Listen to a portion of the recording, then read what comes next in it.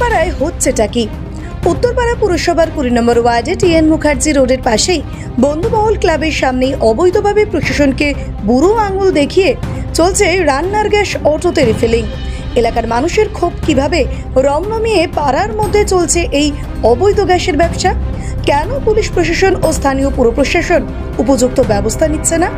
তাদের অনেকেরই বক্তব্য, যেভাবে বাড়ির মধ্যে অবৈধভাবে এইভাবে রান্নার গ্যাস মজুত করে রাখা হচ্ছে, যে কোনো সময় ঘটে যেতে পারে বড় সড়ো দুর্ঘটনা। সামনে স্কুল, ক্লাব ও বাজার এলাকা। এলাকার স্থানীয় মানুষের বক্তব্য, শাসক দলের নেতাদের ঘনিষ্ঠ বলেই প্রশাসন মুখ বুজে আছে, তা না হলে কিভাবে এই কাজ চলতে পারে?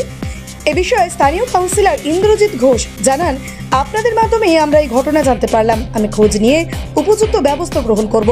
যদিও এই বিষয়ে রাত পর্যন্ত পুলিশের কোনো পদক্ষেপ লক্ষ্য করা যায়নি। যদিও এই বিষয়ে গ্যাস বিক্রিকারী যুবক জানান, আমরা কোনো নিষেধদ্রব্য বিক্রি করছি না, আমরা বেকার করে খাচ্ছি। আরও দাবিদার, আমরা না 1 মাস এই কাজ করছি, কিন্তু ডানকুনি দক্ষিণেশ্বর এলাকায় দিনের আলোয় এই কাজ হয়, তখন আপনারা কোথায় থাকেন? যদিও এই বিষয়ে দু একটা অটো চালক জানান, গ্যাসের যোগান কমতায় বাধ্য হই আমরা এইখানে 80 টাকা কেজি দিয়ে গ্যাস রিফিলিং করাই। কতদিন গ্যাস ভরাচ্ছেন? কতদিন গ্যাস ভরাচ্ছেন এখান থেকে? এই দোকানটা কবে থেকে চালু হয়েছে? কত টাকা করে নেয় এখানে? কত টাকা করে নেয়? বলো। আপনার নাম? মানুষের অভিযোগ, এখান থেকে বেআইনি ভাবে অটোতে গ্যাস ভরা হচ্ছে, কি বলবেন? এটা কি আইনি?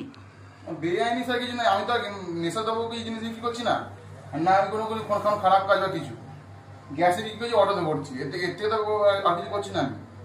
কিন্তু বেকার ছেলে হয়েছে, কি করবো? চুরি তো করতে পারবো না। কোথা থেকে গ্যাস নিয়ে আসছেন আপনারা? আমার ভাদুয়া থেকে আসে গ্যাস। কিন্তু এইভাবে কি বাড়িতে গ্যাস মজুত করা যায়? যে কোনো সময় তো বড় দুর্ঘটনা ঘটতে পারে। স্যার দুর্ঘটনার জন্য ফায়ার এক্সটিংগুইশার সবই লাগিয়েছে। ফায়ার এক্সটিংগুইশার দেখেন স্যার, ওটা দেখেন। কতদিন ধরে এই ব্যবসা চালু করেছেন আপনারা? কতদিন হবে? এই মাস 10 তারিখ হলে 1 মাস হবে। কোনো জায়গা থেকে পৌরসভা ও ফায়ার ব্রিগেড কোনো জায়গা থেকে পারমিশন কি আপনারা পেয়েছেন এই ব্যবসা চালানোর? ফায়ার ব্রিগেড থেকে পারমিশন, পৌরসভার পারমিশন নিয়েছেন এখান থেকে যে গ্যাস আপনি রিফিলিং করাচ্ছেন? এখনো পর্যন্ত কেউ আপনাদের প্রতিবাদ জানায়নি বা কেউ অবজেকশন বলেনি? না স্যার, কিছু বলেনি। কেউ কিছু বলে তো নিশ্চয়ই বলতাম, কিন্তু এরকম ব্যাপার না যে আমি কোনো নেশাদ্রব্য জিনিস বিক্রি করছি। ওসব তো উল্টোপাল্টা কিছু না, আমি গ্যাস বিক্রি করছি। কি গাড়িতে গ্যাস দিচ্ছেন আপনারা এখনো পর্যন্ত রিফিলিং করাচ্ছেন? শুধু অটো, আর কিছু না। পার রিফিলিং এ কত টাকা করে নিচ্ছেন আপনারা? মানে একটা গাড়িতে রিফিলিং করাতে অটোয় কত টাকা নিচ্ছেন? আপনি কি বলছেন, এই কাজ কি ন্যায়সম্মত হচ্ছে, না আপনি বেকার বলে এই কাজ করছেন? এখানে অন্যায় তো আমি মানে কোনো নেশাবাদী কোনো জিনিস আমি বিক্রি করছি না। যারা অভিযোগ করছে যে এখানে একটি বেআইনি কাজ হচ্ছে, এলাকার সাধারণ মানুষ বিপদ ঘটতে পারে, যে কোনো রকমের অগ্নি নির্বাপক বিপদ হতে পারে, এখান থেকে আগুন ছড়িয়ে পড়তে পারে। এখানে আগুনের কোনো ব্যবস্থা দেখুন, আমার সাথে বলুন তো, এখানে কোনো আগুনের ব্যবস্থা দেখি না। আপনারা দেখান, দেখিয়ে যদি করে আগুনের ব্যবস্থা নাম। কত কেজি এখনো পর্যন্ত আপনারা মজুদ রেখেছেন এখানে? এখনো পর্যন্ত কত কেজি মজুদ রেখেছেন?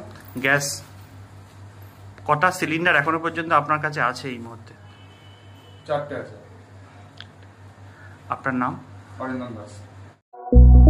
Introducing Dental Rehab and Aesthetic and Unit of Haji Medical. দাঁত মাড়ি কিংবা মুখের সমস্যায় ভুগছেন? আর চিন্তা কিসের? এখন আপনার অঞ্চলে রোগী দেখছেন অতি পরিচিত ডক্টর হাসিব রাজা সরকার। কনসালটেন্ট ডেন্টাল, ওরাল এবং ফেসিয়াল অ্যাস্থেটিক, সাথে যুক্ত রয়েছেন মেডিকেল কলেজ হাসপাতাল কলকাতা। উন্নত প্রযুক্তি দ্বারা উন্নত ট্রিটমেন্টের জন্য আজই আসুন dental rehab and aesthetic and unit of Haji medical. আমাদের ঠিকানা পার ডানকুনি চৌমাথা, দিল্লি রোড, ডানকুনি, হুগলি 712310। অ্যাপয়েন্টমেন্টের জন্য এখনই যোগাযোগ করুন 96402575 অথবা আমাদের হোয়াটসঅ্যাপ নাম্বার হলো 9163146213।